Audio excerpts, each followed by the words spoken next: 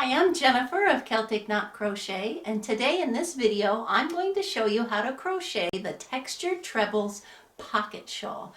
Here it is right here. You see it has nice big deep pockets that are great for keeping your hands warm, but you can also fit your phone, a book, gloves, a snack inside. See, very simple to make though. All you need to know is a single crochet stitch and a treble crochet stitch. If you've never done trebles before, don't worry. I'll show you how to do them so that you can get these neat rows of the textured V's. They make for a great pocket shawl. This is made with blanket yarn, so it's so soft and so warm. And I also show you how to do this textured twisted fringe along the bottom. It's really chunky, but it's fun to make. And there's also a neat edging all the way around. So click on that subscribe button, give us a thumbs up, and let's get started.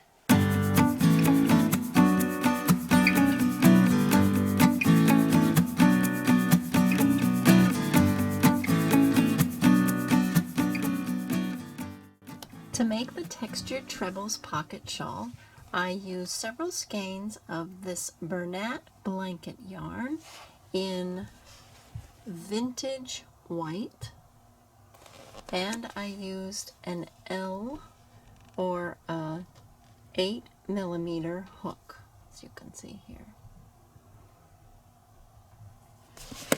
The first step is to chain 28.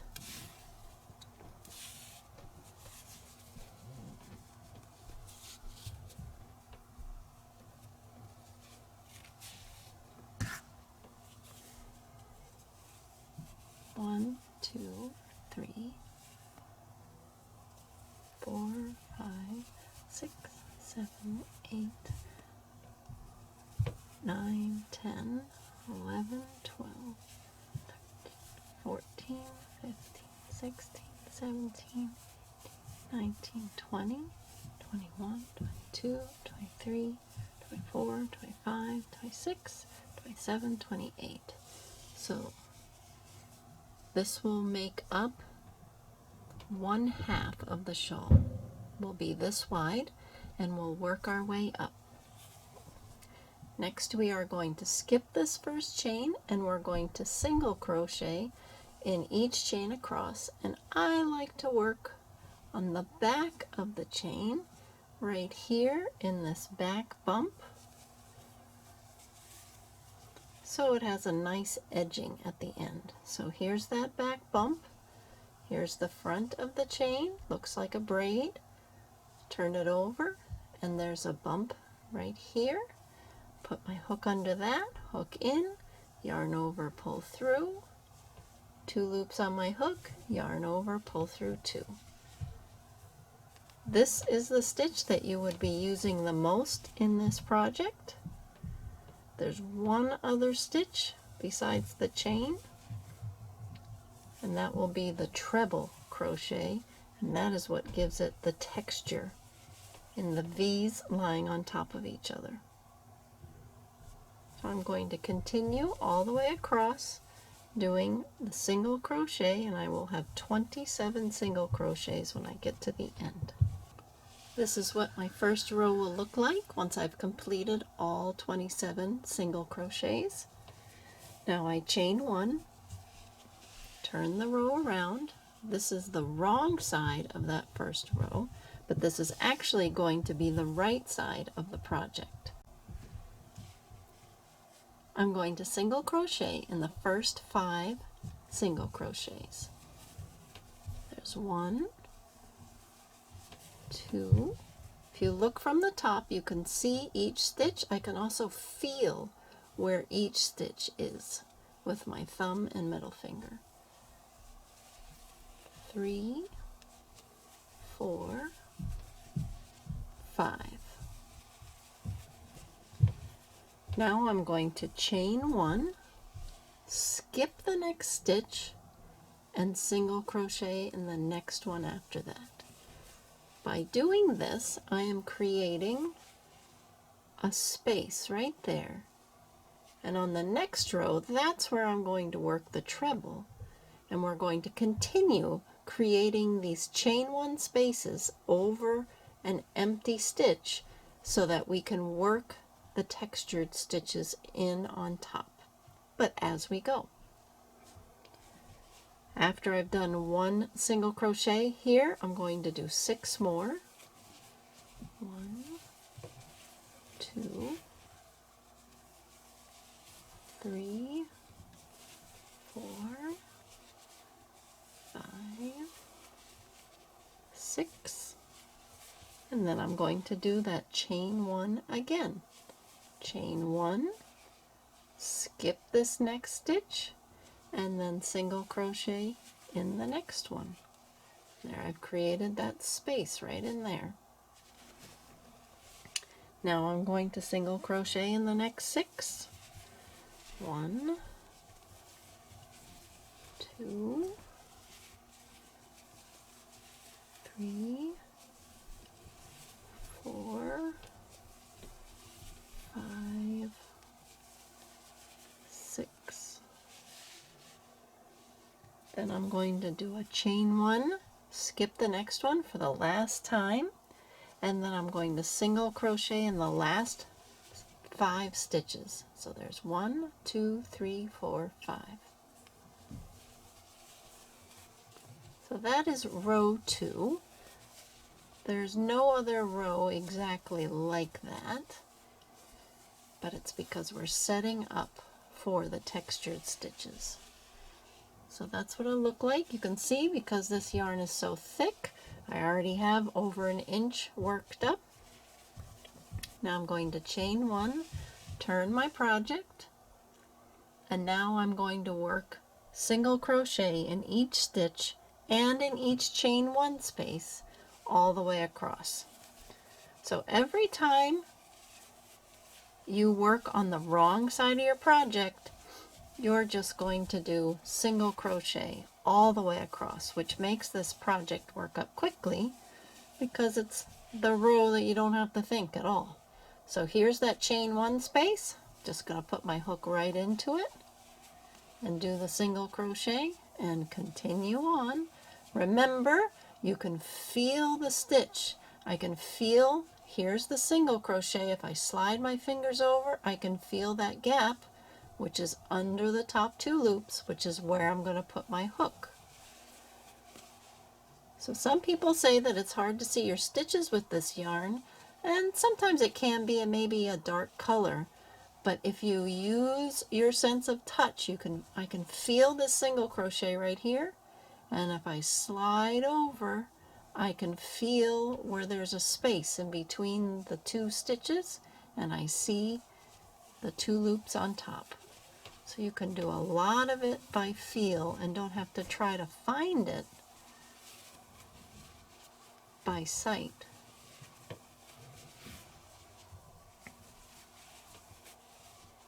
Here's another chain one. And I continue like this all the way to the end of this row.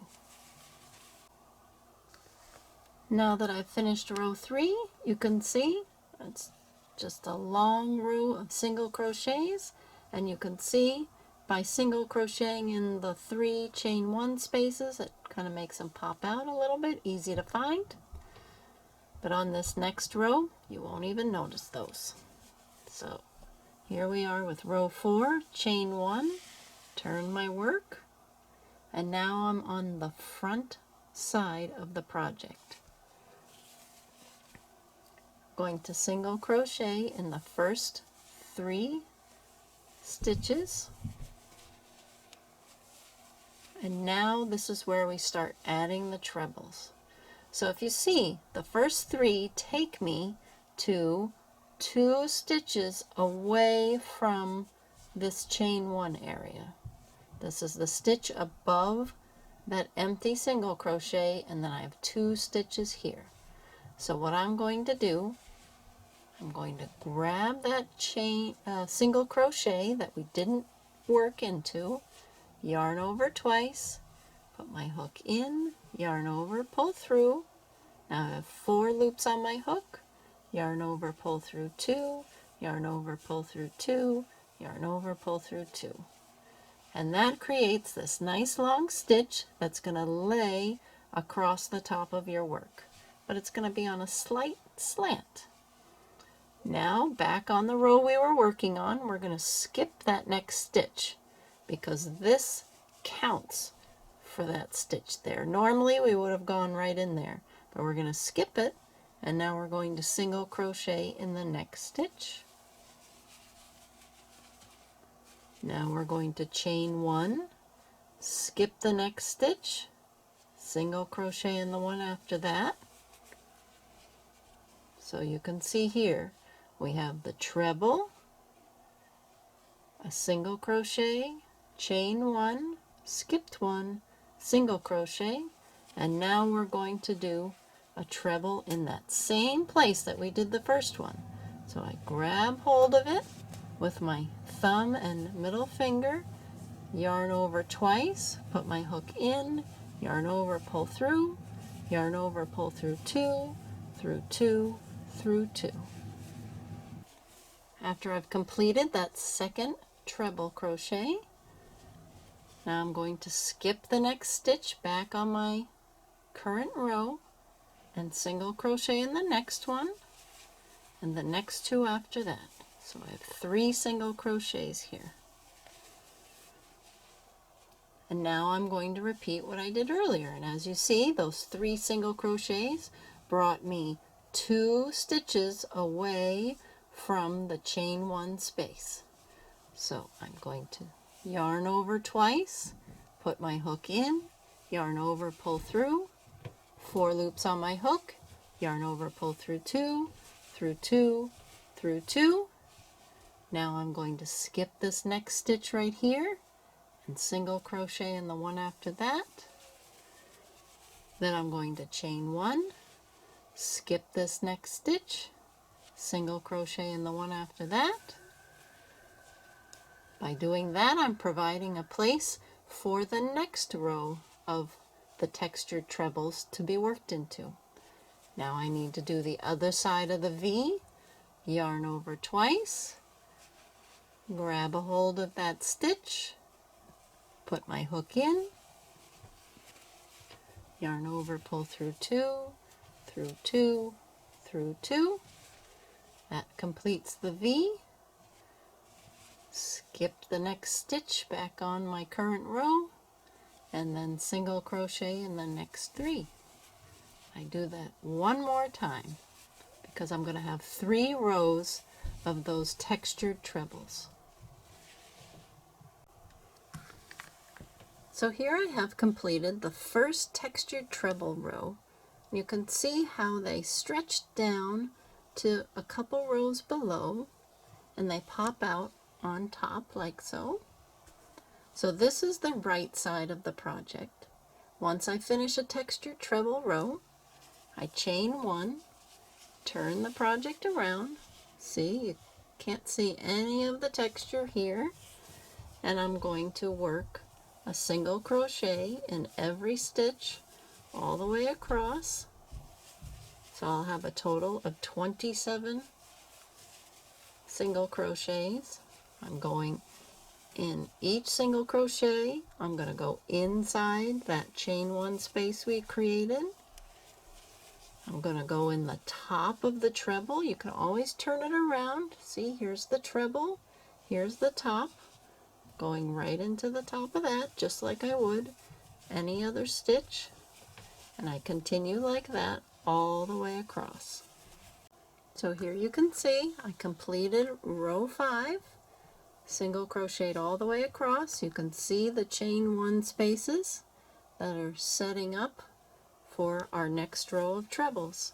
So I chain 1, turn it around, and now I'm going to do just as I did before in row 3.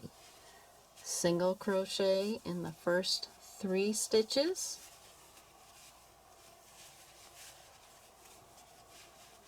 here I am 2 away from the chain 1 area, and you can see here's that empty single crochet, yarn over twice, put my hook in, yarn over, pull through, 4 loops on my hook, pull through 2, pull through 2, pull through 2, skip the next stitch there, single crochet in the one after that, chain 1, skip the next one, single crochet in the stitch after that, and now to complete the V, I need 1 more treble in that same single crochet that was empty.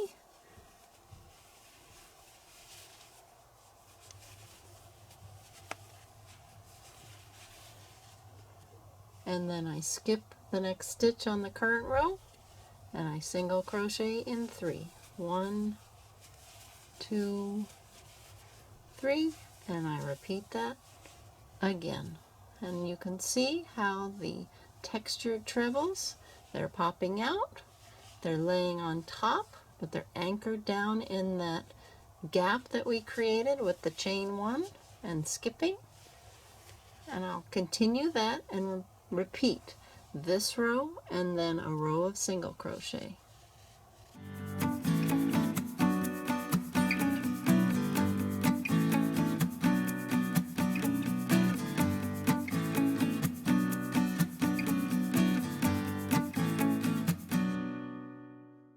Once you've completed the 2 long lengths of the pocket shawl, you'll want to join them together. So you'll bring the ends, as you can see, with the V's facing each other in this way.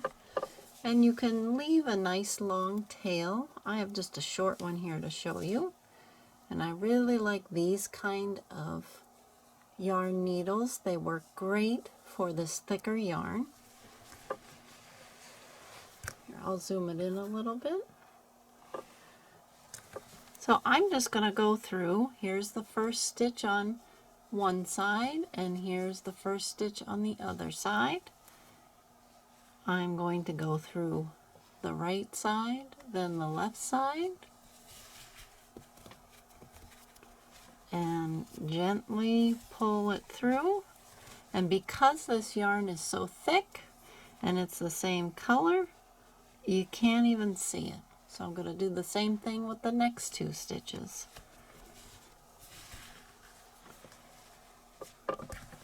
So normally I wouldn't sew anything together this way, but because this yarn is so thick, you can't see the stitches at all. Just looks like more of the crochet stitches. And then when I get here to the textured trebles that are popping out, I'm going to make sure I go around that textured treble and go around the other one. And that really helps pull them together to make a nice design. And then I'll go through the next stitch where they are right here. And now they're touching. So it really looks like we stitched them together, but we didn't. Again, this yarn is great for stuff like that. So, and then if I pull on them, you see they're anchored together nicely. So that'll be right at the center of your back when you're wearing the pocket shawl. And you're going to continue all the way down like that, passing through both stitches, pulling it nice and snug, making sure they line up. You can use clips to hold it together. And here's the other textured treble. So I'm going to go under the post of the stitch and then up and under the post of the other one, and that will pull them together. And then I'll go under one more time, but this time go through those stitches here that are on the edge. And now they're anchored nicely together. And I'll continue that all the way down to the edge, the other edge, and it'll be joined. To make the pocket section of the pocket shawl, you'll need to make 2 shorter lengths of the shawl, but you'll start it just like we did in the beginning by chaining 28 and doing a first row of single crochet and then working up the pattern. But this time, of course, instead of doing the full amount, you'll only do so there are 7 of the textured treble rows showing, as you can see here. So 1, 2, 3, 4, 5, 6, 7, and you'll stop after that row. And you'll make 2 of these, and then we're going to join them to the long length of the pocket shawl. So here I show you that I have the bottom edge of the pocket shawl, and then I'm going to take this pocket piece and just lay it right over the top of the bottom. If you'd like, you can pin it in place. I recommend that. You can use clips, you can use safety pins, or even just some straight pins, which I happen to have right here. And by pinning them in place like that, I know that the pocket is going to be joined evenly. Just make sure you take these out as you go. And then I'm going to turn my project and I'm going to join right here at this part of the pocket. I'm going to put my slip knot on my hook. I'm going to make sure I work through both thicknesses, so through the top edge of the pocket and through the long length. Yarn over, pull through, yarn over, pull through 2. That was a single crochet to anchor it. And now I'm going to do a reverse single crochet, which means I'm going to go the opposite direction that I normally would go. Normally, since I'm right-handed, I would go to the left with my single crochets, but by going the opposite direction, I create a really neat rope-like edging. Takes a little getting used to. You might want to practice with some stash yarn on a different project. So I insert my hook to the right through both thicknesses, yarn over, pull through, 2 on my hook, yarn over, pull through 2, and I carry it this way over to the right. Yarn over, pull through both thicknesses, yarn over, pull through 2. And you'll see that the 2 loops that are on your hook, they lay to the right and they create this pretty rope-like edging.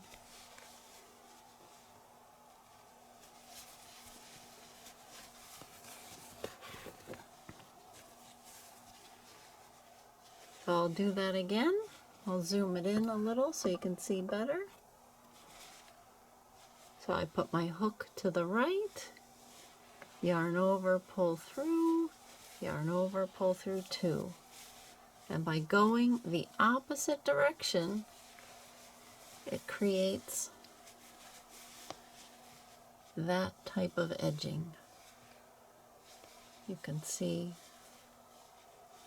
along there. And it gives a different look, but it also joins the pocket as we go. And I'll continue that all the way around the entire shawl until I come back to here and end with the same stitch. So I'll be working around this pocket here, go all the way down the long side, and then work around the pocket on the other side.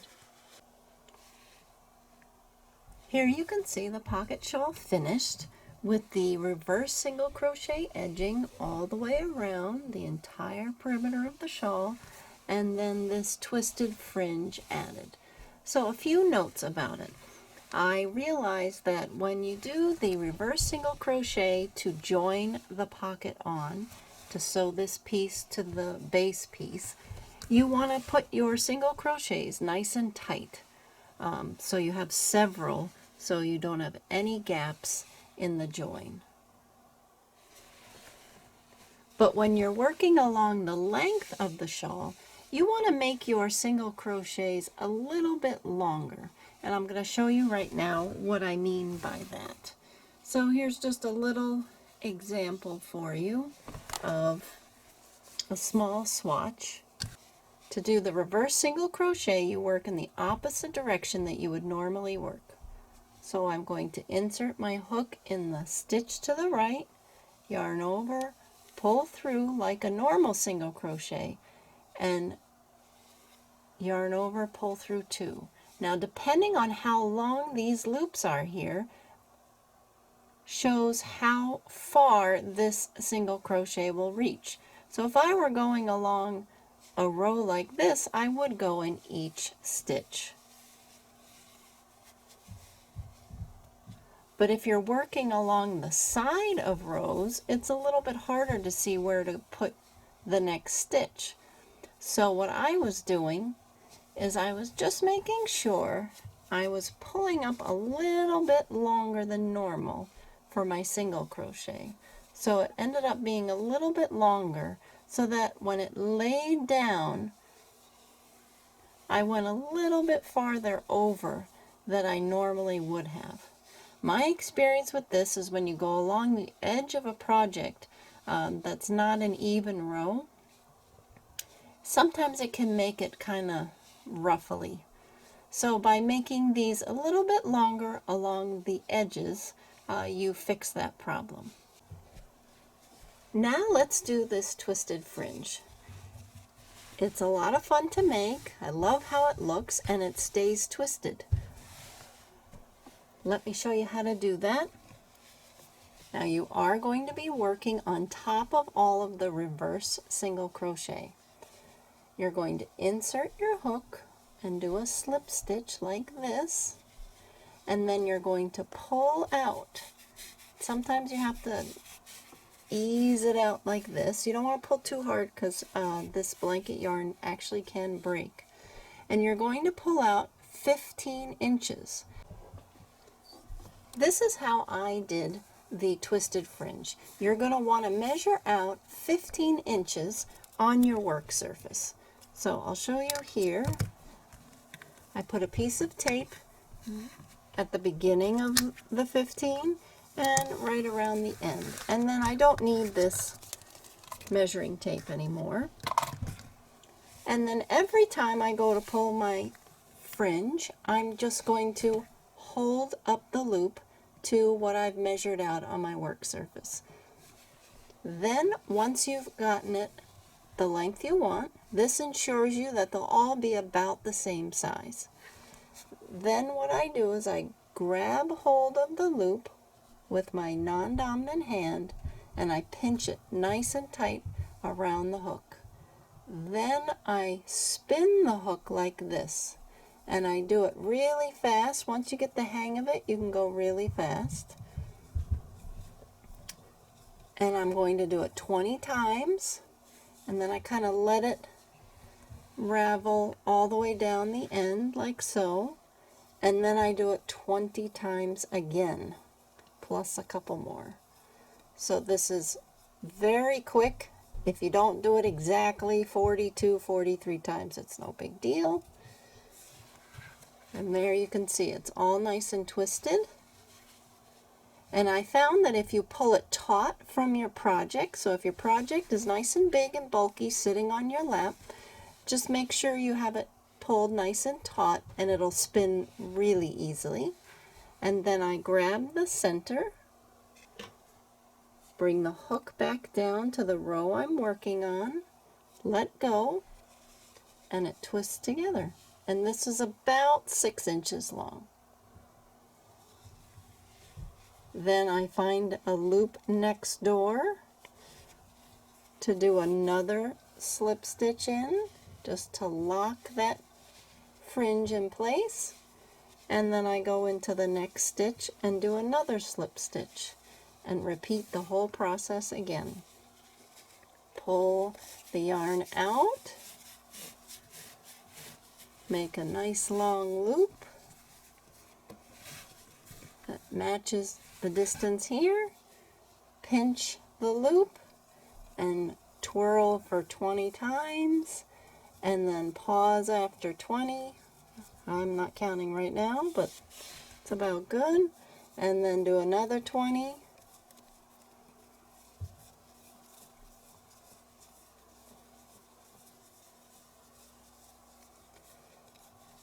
Like that. Grab the center, pull my hook down to where the twisting began, and this is where it's magic. Let go, and it twists up on itself. Find a loop nearby, yarn over, pull through everything, and there you have it. That's how you make the twisted fringe. And that's the last part. Besides, one more thing. On the pockets, I discovered that since these are very big pockets, you can put a book, a phone, gloves, all kinds of things in here, and it keeps your hands really warm. But on the inside, where this will be closest to the center of the person, you'll want to use your tapestry needle and a small length, short length of the yarn, and sew up this much of the pocket up to the first set of textured trebles. And that helps the pocket to not gape open when you're wearing it, and it helps it be a little more secure. So I hope you enjoyed making this project. It's so soft, so warm. Make sure to subscribe, give us a thumbs up, and make sure to watch the next video.